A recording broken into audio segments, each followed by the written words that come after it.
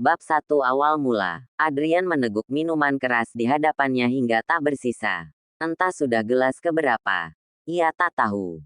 Yang pasti sekeliling mulai berputar dalam pandangannya. Satu hal yang diinginkan Adrian, yaitu melupakan segenap rasa sakit yang menggerogoti hatinya. Tak pernah terbayangkan oleh Adrian sebelumnya bahwa Hailea, kekasih yang sangat dicintainya itu berkhianat. Beberapa jam lalu, Adrian mendapati Hailea begitu nikmat menggeliat di bawah kungkungan seorang pria asing. Yang lebih buruknya lagi, wanita itu melakukannya di penthouse pemberian Adrian. Sebuah penthouse super mewah yang rencananya akan mereka huni setelah menikah. Kepulangan Adrian dari luar negeri hari ini pun sebenarnya untuk menepati janjinya melamar Hailea. Namun ternyata, kejutan yang ia persiapkan jauh-jauh hari malah berbalik mengejutkannya. Wanita murahan. Adrian geram. Sebuah cincin bertahtakan berlian dihempasnya ke sembarang arah. Adrian bertanya-tanya dalam hati apa yang kurang dari dirinya. Jika dinilai dari segi fisik, maka Adrian tak memiliki celah. Bahkan sosoknya dielu-elukan para gadis. Dilihat dari segi materi pun, Adrian tak memiliki kekurangan. Ia berasal dari kalangan jet set. Tetapi, dengan semua kesempurnaan itu, apa yang membuat Hailea mengkhianati dirinya? Adrian tak dapat menebak. Tunggu saja, aku akan membalasmu dengan lebih menyakitkan. Adrian masih setengah mabuk saat mendengar suara raungan seorang gadis yang berasal dari pintu. Berjalan terseok-seok akibat diseret seorang pria bertubuh tambun. Tolong lepaskan saya, Tuan. Pintanya memelas. Mencoba melepas tangan kekar yang menariknya kasar. Dengar Nona. Kakakmu sudah menjualmu pada Madame Leova. Jadi mulai hari ini kamu sudah menjadi milik Madame Leova sepenuhnya. Tanpa belas kasih pria itu menarik sang gadis ke sebuah meja di sudut ruangan. Dan disambut oleh seorang wanita berusia hampir setengah abad. Yang setahu Adrian adalah pemilik klub malam. Adrian yakin gadis yang diseret paksa itu masih remaja. Dilihat dari postur tubuh mungil dan wajahnya yang manis alami walaupun terkesan culun. Rambutnya berwarna coklat bergelombang dengan kacamata tebal yang membingkai matanya. Adrian kembali menenggak minumannya dan memilih tak memerdulikan apapun yang terjadi di sekitarnya. Namun, isak tangis memilukan gadis tadi sangat mengusiknya. Adrian pun bangkit dan berjalan menuju meja sudut. Apa dia barang baru? Tanya Adrian datar kepada wanita pemilik klub malam. Iya, Tuan, dia masih sangat baru. Jawab wanita itu. Adrian melirik gadis belia yang masih terduduk lesu di lantai. Pakaiannya sobek di beberapa bagian. Dan ada lebam yang masih segar di sudut bibirnya.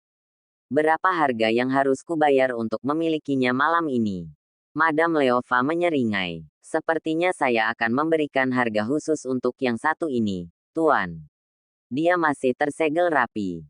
Aku tidak peduli soal harga. Yang penting berikan dia padaku. Meskipun pencahayaan dalam ruangan temaram, Adrian dapat melihat wajah gadis itu semakin memucat dengan pancaran penuh luka. Setelah sepakat dengan harga, Adrian menunjukkan layar ponselnya kepada Madame Leova sebagai bukti bahwa ia telah mentransfer sejumlah uang sesuai kesepakatan. Naomi Claire, cepat bangun dan lakukan tugasmu. Perintah Madame Leova. Gadis itu menggeleng sebagai tanda penolakan. Membuat dua pria bergerak cepat. Menyeret gadis itu menuju lift.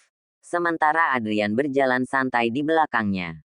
Ia masih terus mendengar betapa gadis remaja itu mati-matian memberontak dan meminta untuk dilepaskan. Hingga tiba di sebuah kamar. Ia dihempas kasar hingga terjerembab ke tempat tidur. Tuan itu sudah membelimu dengan harga yang sangat mahal. Berikan pelayanan terbaikmu malam ini. Atau Madame Leova tidak akan mengampunimu. Naomi masih terpaku ketika dua tubuh tambun yang menyeretnya menghilang di balik pintu. Kini hanya tinggal dirinya dan Adrian di dalam kamar. Secepat cahaya kilat, ia beringsut memeluk lutut Adrian sambil memohon. Tolong lepaskan saya, Tuan. Saya bukan seorang wanita penghibur.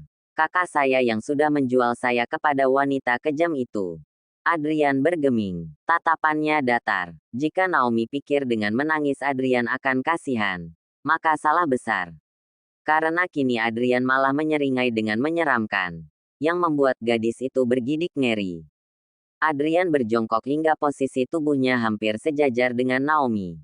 Tangannya terangkat melepas kacamata tebal hingga menampakkan wajah polos Naomi.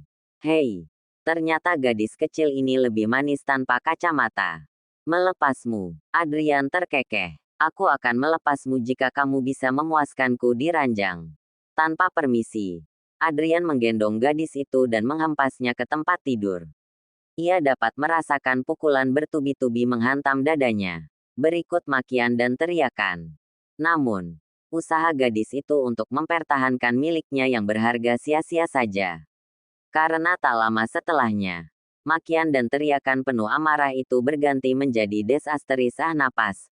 Adrian menggeliat dalam balutan selimut kala bias cahaya terang menyelinap melalui celah tirai jendela dan menyilaukan mata. Ia baru akan mencari posisi nyaman untuk melanjutkan tidurnya, ketika merasakan kulitnya bersentuhan dengan sosok yang berada tepat di samping.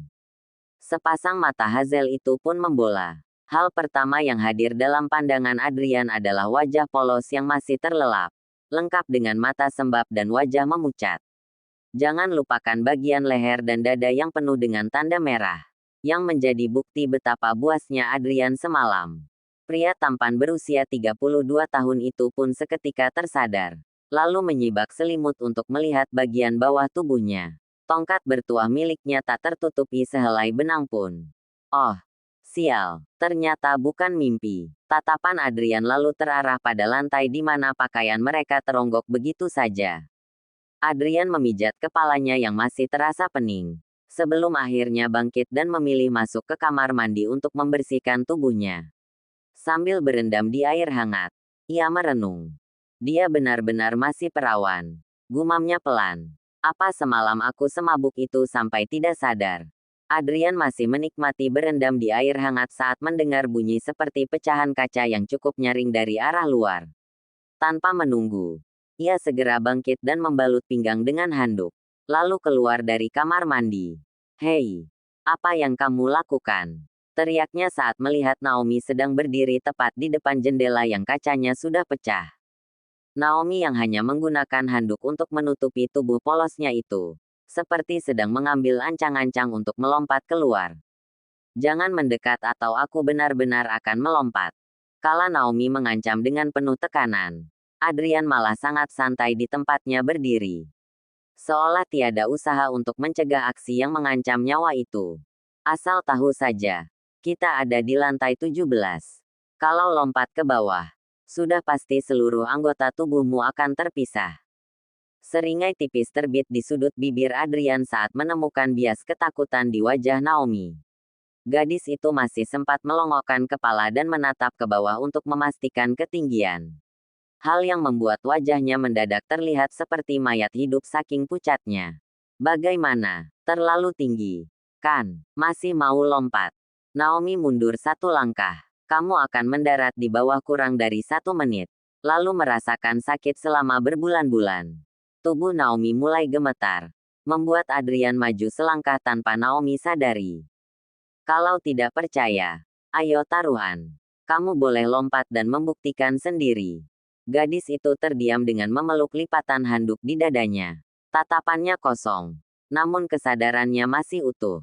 Dan ketika melihat celah, secepat cahaya kilat Adrian merangsek maju meraih tubuh mungil itu. Menariknya secara paksa meskipun terus mendapat pemberontakan. Hingga keduanya jatuh terhempas ke ranjang. Lepaskan aku, biadab. Teriak Naomi memukul-mukul dada bidang Adrian dengan sisa tenaga yang dimilikinya. Jangan macam-macam atau aku akan mengulangi yang semalam. Ancam Adrian. Membuat sepasang mata Naomi melotot. Kenapa kamu bisa ada di sini semalam? Tanya Adrian setelah segalanya lebih tenang. Naomi masih terisak-isak dengan tubuh polosnya yang terbalut handuk. Semua karena kakakku yang jahat kalah judi dari Tuan Xavier dan menggunakan aku untuk membayar hutang. Lalu Tuan Xavier menjualku pada Madame Leova. Ia menatap pria tampan yang duduk di hadapannya. Tuan, bisakah Anda membantu saya untuk keluar dari tempat ini? Bibir Adrian terkatup rapat. Ia tahu, merupakan sesuatu yang mustahil untuk bisa bebas dari jerat Madame Leova. Apa yang akan kamu berikan kalau aku bisa membantumu untuk keluar dari sini? Naomi terdiam beberapa saat untuk berpikir. Saya akan melakukan apapun yang Tuan inginkan. Menjadi pelayan atau apapun itu. Asal bawa saya pergi dari sini. Seringai tipis terbit di sudut bibir Adrian. Ia seperti menemukan mainan baru yang tidak membosankan. Dan ia bisa menggunakan Naomi untuk membalas Hailea. Baiklah. Aku akan membantumu. Pakai bajumu dan kita pergi dari sini. Tanpa banyak bicara, Naomi meraih pakaiannya dan masuk ke kamar mandi. Berselang beberapa menit kemudian, Naomi keluar.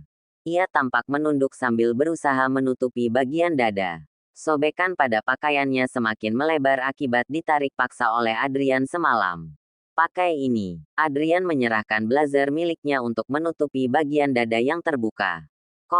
Aku menginginkan gadis semalam. Berapa harga yang harus kubayar? Tanya Adrian sesaat setelah memasuki ruangan Madame Leova. Wah, sepertinya pelayanannya cukup memuaskan. Anda sampai mau membelinya dari saya. Tidak usah banyak basa-basi. Sebutkan saja harga yang harus kubayar. Madame Leova tertawa kecil. Maaf, Tuan, tapi saya tidak akan menjualnya. Karena dia akan menjadi primadona baru di sini. Sayang sekali. Kalau begitu jangan salahkan aku kalau tempat ini sampai ditutup. Mendengar ancaman bernada serius dari pria asing di hadapannya. Madame Leova tampak geram sekaligus bertanya-tanya. Siapakah pria itu? Apakah dia seseorang yang berkuasa? Apa maksud Anda, Tuan? Tanya Madame Leova bingung. Padahal semalam aku mentransfer sejumlah uang ke rekeningmu. Apa kamu tidak memperhatikan nama pengirimnya?